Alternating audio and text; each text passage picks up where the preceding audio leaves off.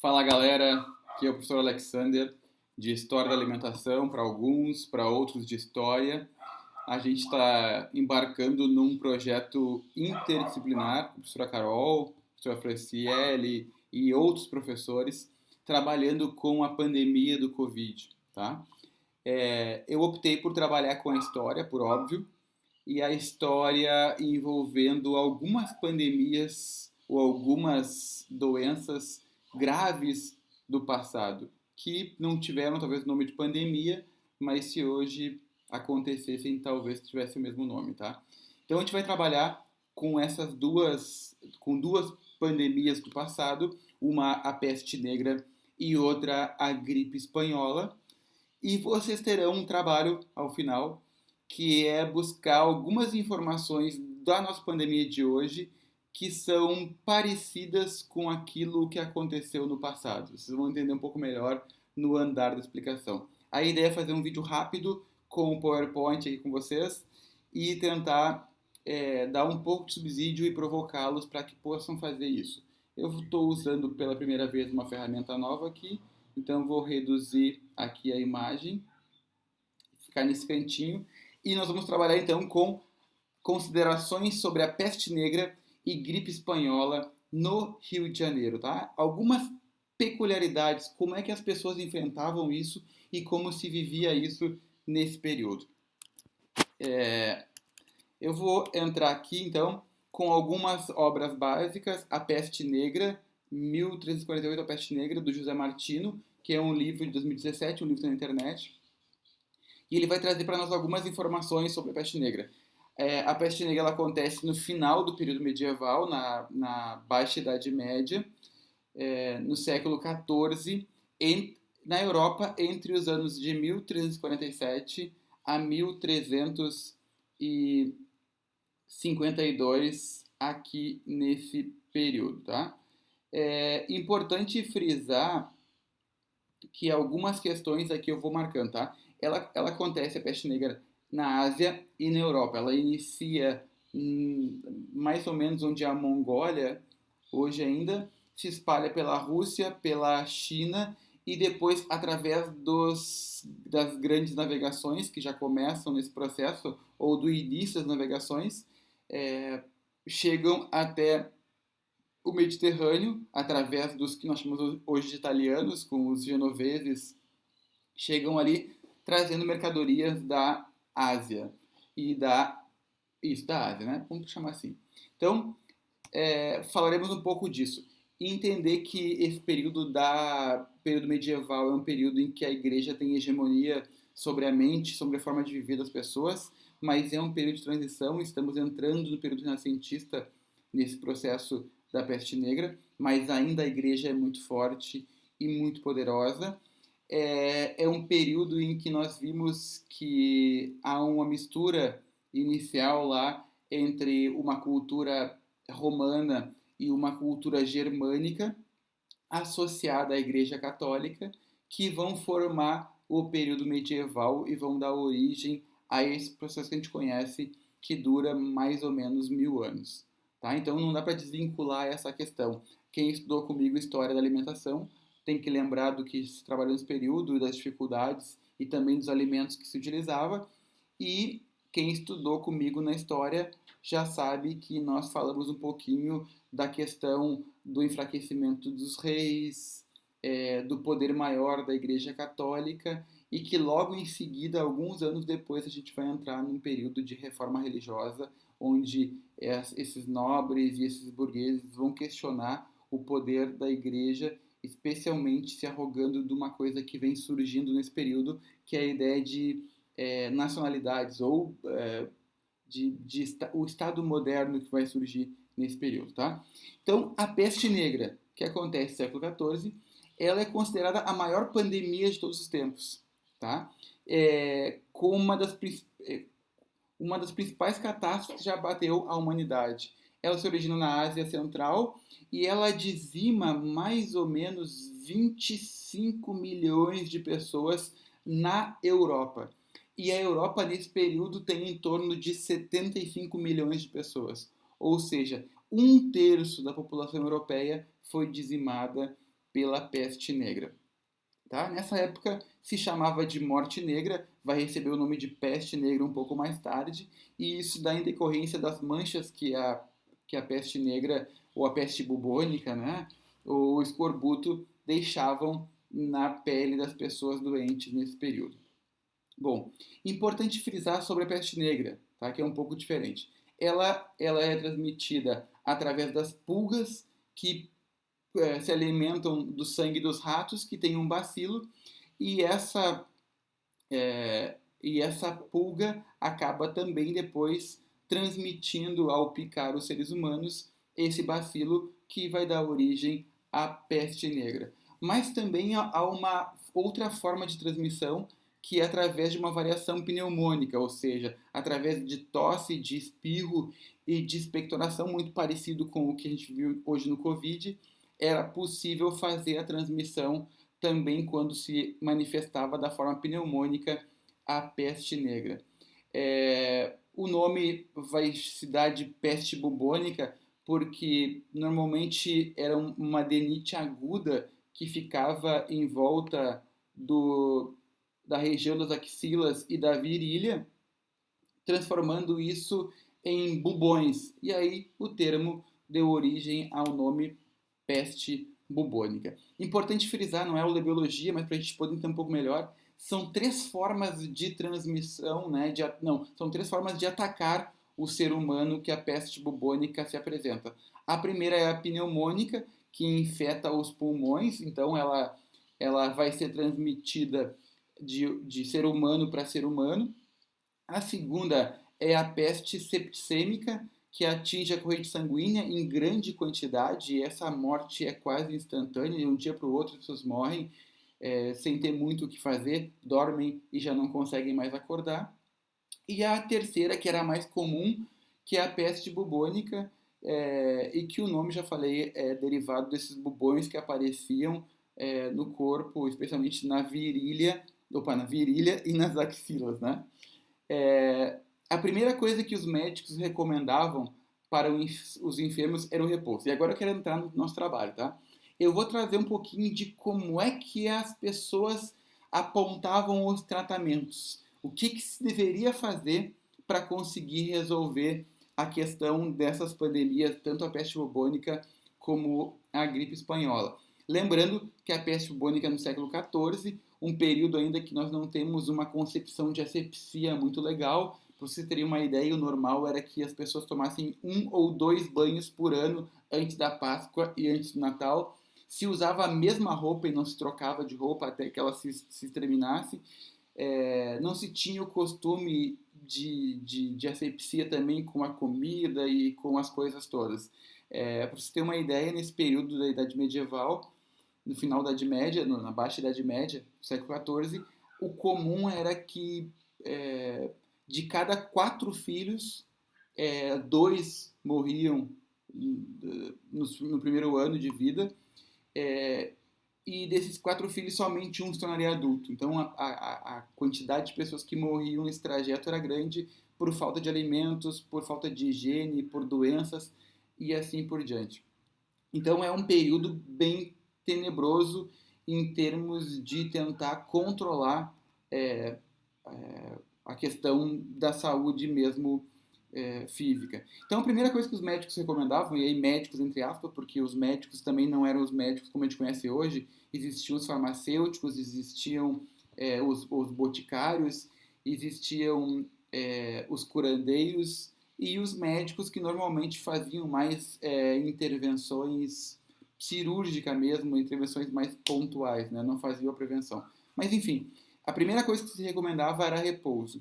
Depois, olha aqui a história da alimentação, alteravam-lhe a dieta alimentar para que o corpo esfriasse ou, se fosse caso, esquentasse a fim de suar. Então, era muito interessante que nesse período se tinha uma ideia de que a alimentação estava vinculada aos humores do corpo, né? Existiam comidas frias, comidas quentes, comidas que faziam com que esse corpo respondesse a esse processo. Ainda numa concepção meio bem equivocada nesse sentido, mas a alimentação ela servia como base para regular o corpo, tá? Também recomendavam que fosse, vocês vão gostar disso, colocadas sanguessugas ou ventosas, né? Chupava-se o sangue para tirar o sangue desses pacientes, entendendo que fazendo é, a sucção desse sangue se tirava um pouco dos nossos problemas. Entendia-se nessa época que o nosso problema estava basicamente no sangue. Para isso também faziam e utilizavam de sangramentos, né? Faziam-se cortes, especialmente mais perto do coração ainda, mas faziam cortes e deixavam sangrando para tirar um pouco desse sangue que teoricamente estava carregado, estava contaminado por algo que eles também não sabiam muito bem o que era. Tá? Alguns médicos recomendavam que os doentes não deveriam se expor a ventos, enquanto outros afirmavam que se queimassem ervas aromáticas no interior da casa. Ou seja, era um período em que não se sabia o que acontecia, não se conhecia efetivamente o causador da doença, então se buscava vários tipos de explicações para resolver esse processo, inclusive explicações religiosas, que são as mais comuns, em que se dizia que a peste negra, a peste bubônica, ela era referente a uma punição dos deuses aos homens e às mulheres por não terem seguido as suas indicações. Uma coisa muito comum que também era indicada nesse período era o vinagre, tá? E o vinagre que era devido ao seu cheiro forte e isso parecia que tinha algum valor preventivo. Se a gente imaginar que hoje a gente usa álcool gel, o vinagre efetivamente tinha um tipo de lógica, especialmente porque ele espantava os ratos e as pulgas e aí de alguma forma acabava espantando o vetor desse problema, tá? Quem podia ainda deveria acender piras, acender tochas, né, nas suas residências, como indicava o Papa Clemente VI. Olha a religião aqui muito importante nesse processo. Outros médicos afirmavam que o bom mesmo era queimar galhos secos, né, odoríferos dentro de casa, como pinho, alecrim, louro, cipreste e videira. Porque também se imaginava que essa doença estava no ar, na respiração. Então, como não sabia onde estava, e só vai se descobrir que a peste bubônica realmente vinha das pulgas que se alimentavam do sangue desses ratos que continham esse bacilo, só vai acontecer no século XIX. Então, durante muito tempo não se soube o que era isso. Ainda também os padres aconselhavam, né, os padres, a religião que é muito importante, e lembrando que nesse período não existiam as religiões protestantes, pelo menos não reconhecidas, amuletos religiosos eram também formas de conseguir superar esse período de pandemia. Era a voz comum que as mãos deveriam ser lavadas sempre que possível. Olha só, lavar as mãos, eles já passaram a entender que era uma forma de evitar esse contágio, mas não o resto do corpo, e tampouco fazer atividade física, porque isso abria os poros da pele, facilitando a entrada dessas doenças no organismo. Então, não se abria a mão de não tomar banho. Não tomar banho era recomendado pela medicina. Também se recomendava comer figos, né? Comer figos e avelãs antes do almoço, com o estômago vazio, como uma forma de uma tentativa de responder ao sistema digestório vinculado à questão da saúde, né? Quando o dia já estava mais avançado, acreditava ser útil comer especiarias como pimenta, açafrão misturado com cebolas. De novo, né, a alimentação sempre vinculada à questão da saúde. E se entendia que isso era importante. E especialmente aquilo que é mais picante, aquilo que é mais forte, como pimenta, como açafrão, junto com a cebola. Os médicos também receitavam poções tão exóticas e ineficientes como a gente tem visto nos dias de hoje. E incluíam como melaço de 10 anos, por incrível que pareça, picadinho de serpentes, pílulas de galho de ramo triturado, a mirra, muito famosa, o açafrão e até ouro em pó. Tá? Ouro em pó também era uma forma de alimentação para evitar ou tentar curar a pandemia da peste negra. Os tratamentos mais comuns eram sangria, é, outro era a cauterização dos bubões, ou seja, queimava esses lugares onde apareciam esses bulbos, essas manchas pretas, essas bolas pretas. A purga e se purgava com laxante ou aplicação de emplasto quente. Então, a ideia era que estava vinculado ao sangue e ao nosso sistema digestório, então por isso laxante e por isso as sangrias, mas também se cauterizava, se queimava esses bulbos e se colocava emplastos, né, quentes nesses lugares. Então não era um tratamento nem um pouco agradável para quem estava acometido da peste negra. Receitavam ainda compostos feitos de especiarias raras e inclusive pérolas ou esmeraldas trituradas, né? Mostrando que existia aí uma tentativa de alguns que conseguiam pagar de uma de um tratamento um pouco mais caro, mais elitizado. Na verdade, eram enganados, nenhum desses faziam efeito. Segundo o médico Gentili da Foligno, possivelmente um grande amigo de Copos, esse eu gostei, né? O melhor método para não contrair, né, era beber um bom vinho.